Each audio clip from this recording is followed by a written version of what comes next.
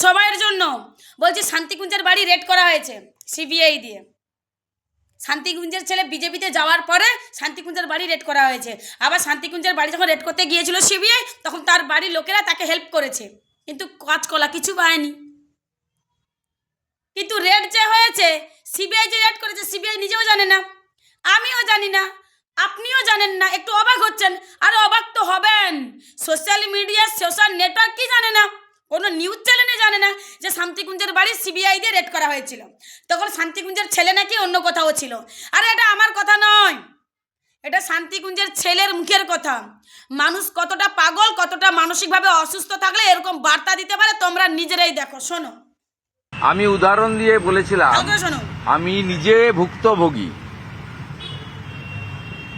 উনার এই 5 বছরের কার্যকালের মধ্যে 3 বার সিআইডিকে কাঁথির বাড়িতে আমার পাঠিয়েছে, এবং তারা ফিতা নিয়ে গিয়ে, দড়ি নিয়ে গিয়ে মেপে টেপে দেখে এসছে।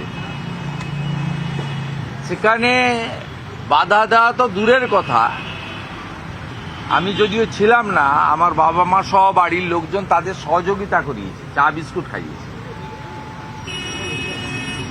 নন্দীগ্রামে বিধায়ক কার্যালয়ে শুনেছেন, শান্তিকুঞ্জের বাড়ি রেড করা হয়েছিল, আবার তার বাড়ির লোকেরা নাকি আবার চা বিস্কিটকে পাঠিয়েছে। না মানে সিবিআই কি ওখানে জামাই আদর খেতে গিয়েছিল?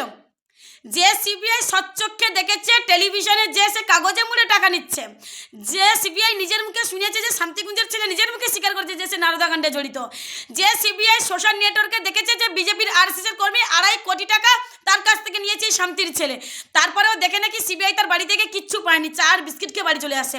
তার মানে আপনারাই ভাবুন কোথায় গুপ্তধন রেখেছে এই শান্তির ছেলে, গোপন ডেরা কোথায় আছে। সবাই পশ্চিমবঙ্গে